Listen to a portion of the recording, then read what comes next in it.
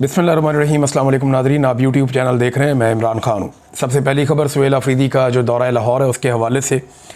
जो मकसद था सुहेल अफरीदी का लाहौर आने का वो पूरा हो गया, यानी एक आधा मकसद तो पूरा हो गया। आवाम के निकलने से लोग बड़ी तादाद में निकले, हर जगह पे निकले, लोगों ने खौफ के बुत तोड़ दिए। पाकिस्तान तहरीक इंसाफ के झंडे बड़े अरसे के बाद हमें लाहौर की सड़कों पर नज़र आए। और लोगों के निकलने के अलावा यानी सुहेल अफरीदी का ये था कि जो एक जमूत पैदा किया गया है पंजाब के अंदर, ख़ास तौर पे लाहौर में दारुल हुकूमत में, जो मरीम नवाज़ की एक ख्वाहिश है, आसिम मुनीर साहब की एक ख्वाहिश है कि पीटीआई को बिल्कुल कुचल के रख दिया जाए, किसी किस्म की कोई एक्टिविटी ना हो, वो जमूत तोड़ा है। ऐसा अगर कुछ गंडापुर साहब कर पाते तो बहुत बेहतर होता, लेकिन गंडापुर साहब लाहौर नहीं आए, बल्कि जब आए तो एक फार्म हाउस पे आए और वहाँ से वापस चले गए। तो उन्होंने वो मौका ज़ाया किया जो उन्हें अल्लाह रब्बुल इज़्ज़त ने दिया था और इमरान खान साहब ने दिया था। लेकिन सुहेल अफरीदी ने लाहौर आने का एक बेहतरीन फ़ैसला किया और फिर लाहौर आने के बाद वो चुप करके बैठे नहीं। उन्होंने एक एक दिन में एक एक दर्जन से ज़्यादा जगहों के विज़िट किए, लोगों के घरों में गए, कारकुनों को मोटिवेट किया, सड़कों पे, गलियों में, हर जगह पे वो कारकुनों को मिले। वो जिस इलाके में जाते रहे वहाँ पे इलाका बंद होता रहा। पुलिस को जैसी ही इतला मिलती पुलिस की दौड़ें लग जाती, फौरी तौर पे पुलिस आगे बढ़ती, ये इलाका बंद करो, वो इलाका बंद करो, कारकुनों का रास्ता रोको, लोगों को गिरफ्तार करो। बहुत सारे लोगों पे मुकदमा दर्ज हुए, बहुत सारे लोग गिरफ्तार हो गए, बहुत सारे लोगों के घरों पे छापे पड़े। काफ़ी बर्बरियत के बावजूद सुहेल अफरीदी जो करने आए थे वो करने में कामयाब हो गए। अब जो मनाज़िर हम देख रहे हैं कुल मिलाकर ये एक कामयाबी की दास्तान है। तो आधा काम तो पाकिस्तान तहरीक इंसाफ के जो वर्कर्स हैं या जो लाहौर के शहरी हैं उन्होंने कर दिया। वो निकले, बड़ी तादाद में निकले, और निकलने के बाद उन्होंने अपने होने का सबूत दिया। उन्होंने बताया कि आज भी इमरान खान साहब लाहौर की सबसे मकबूल सियासी शख्सियत हैं। वो जिसे भी नामज़द करेंगे वो बड़े आराम से यहाँ पे कौमी असम्बली हो, सूबाई असम्बली हो या कोई भी इलेक्शन हो, वो जीत जाएगा फॉर्म 45 के मुताबिक। अब फॉर्म 47 जो है वो एक नया तरीका वारदात निकाला हुआ है एस्टेब्लिशमेंट ने और इलेक्शन कमीशन ने मिलकर, ये चोरों डाकुओं के साथ। तो वो फिर फॉर्म 47 जारी कर देते हैं। लेकिन जब भी कभी फॉर्म 45 के मुताबिक यानी रियल इलेक्शन होगा पाकिस्तान में, तो वो पाकिस्तान तहरीक इंसाफ ही जीतेगी, ये दिखाई दे रहा है। अब लाहौर में शरीफों ने सबसे ज़्यादा पैसा लगाना होता है, सबसे ज़्यादा वसाइल यहाँ पे खर्च करने होते हैं, सबसे ज़्यादा ओहदे यहाँ पे बांटने होते हैं, सबसे ज़्यादा तवज्जो यहाँ पे देनी होती है। लेकिन इतना कुछ करने के बावजूद आज शरीफों का नाम लेने वाला कोई नहीं। यानी अभी तक नवाज शरीफ नहीं निकल सकता लाहौर में, मरीम नवाज़ ऐसे निकल कर आवाम में लाहौर में नहीं जा सकती।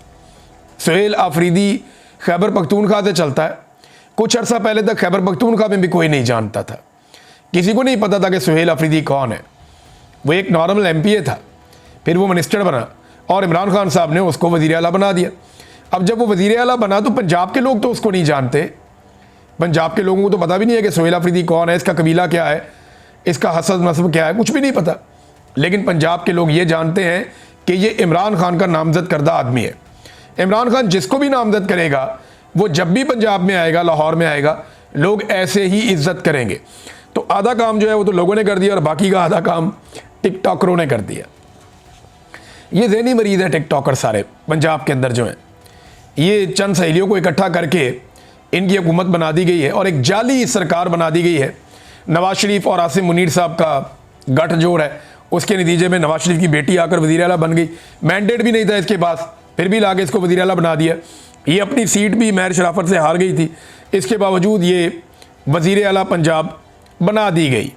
बन तो नहीं सकती कभी भी, यानी ये औरत अगर कोई 50 दफ़ा भी इलेक्शन लड़े तो ये वज़ीर आला नहीं बन सकती पंजाब की। उसकी वजह यह है कि अब मैंडेट इनके पास आना ही नहीं है।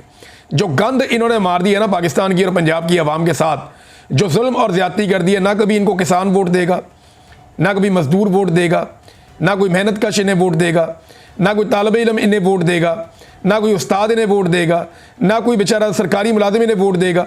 इन्हें वोट अब कोई नहीं देता। जो कुछ इन्होंने पंजाब की आवाम के साथ कर दिया है, और गरीब तो वैसे ही इन्होंने कुचल दिया है, तो वोटों वाली तरफ से तो इनको ना है। हाँ, जब तक इनको कोई फील्ड मार्शल इनका वाकफ बन जाए, कोई आर्मी चीफ इनका वाकफ बन जाए, कोई बूट शूट इनको मिल जाए पॉलिश करने के लिए, और उस पॉलिश के नतीजे में ये हुकूमत में आ जाए, तो वो एक अलग बात है। बहरहाल आधा काम आवाम ने कर दिया, आधा काम पंजाब की हुकूमत ने कर दिया और काम पूरा हो गया। जो काम करने के लिए सुहेल अफरीदी आए थे, और सुहेल अफरीदी को भी शाबाश मिलनी चाहिए कि इमरान खान साहब ने एक ठीक आदमी को चुना, और जिस आदमी को वो लेकर आए उसने कम से कम पंजाब को एक मरतबा झंझोड़ा है। अब देखना यह है कि पंजाब की जो सियासी क़यादत है, यहाँ के MNAs, MPAs, यहाँ के टिकट होल्डर्स, ये सारे लोग अब किस तरह इस सारे मामले को कैश करते हैं।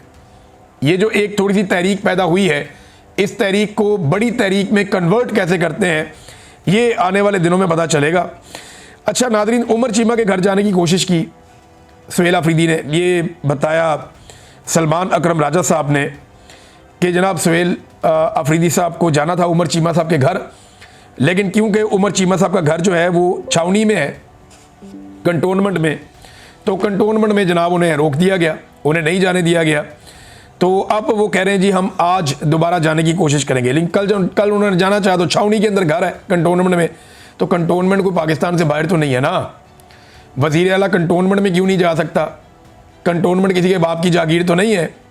कंटोनमेंट जो है वो एक छावनी का इलाका है, लेकिन पाकिस्तान का हिस्सा है। अब वो कोई भारत में थोड़ी है जहाँ पे वीज़ा लेकर जाना पड़ेगा, तो वज़ीर आला को वहाँ पे जाना चाहिए। वो कह रहे हैं जी आज के दिन में दोबारा कोशिश करेंगे, और बदसलूकी की तवक्को की जा सकती है कि हमारे साथ बदसलूकी भी की जाए। वैसे एस्टेब्लिशमेंट को होश के नाखून लेने चाहिए, ऐसी घटिया हरकतें नहीं करनी चाहिए कि अवाम जो है वो कंटोनमेंट में दाखिल ना हो, या अवामी वज़ीर आला जो है वो कंटोनमेंट में दाखिल ना हो। जब कंटोनमेंट के लोग पूरे पाकिस्तान में फिर सकते हैं, तो पाकिस्तानी जो है वो कंटोनमेंट में क्यों नहीं जा सकते?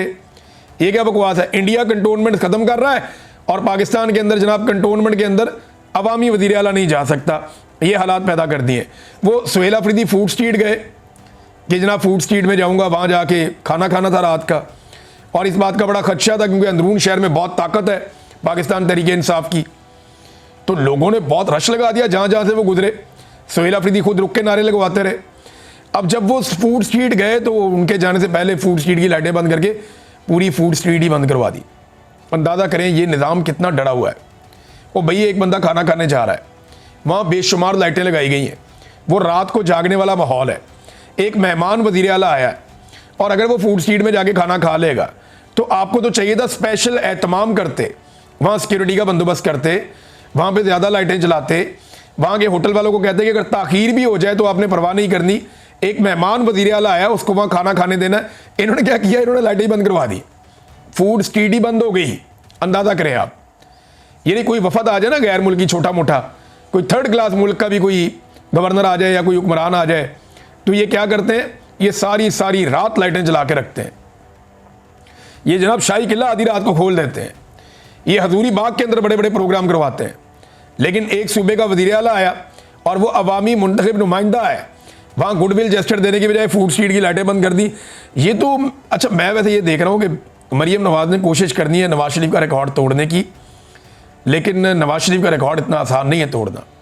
जुल्म, बर्बरियत, 2 नंबरी, फ्रॉड और बूट पॉलिश में नवाज शरीफ साहब ने जो मुकाम हासिल किया है, ये बहुत मुश्किल है कि कोई और ज़हनी मरीज़ वो मुकाम हासिल कर सके। अब तक के लिए इतनी, अपना ख्याल रखिएगा, अपने चैनल का भी। अल्लाह हाफ़िज़।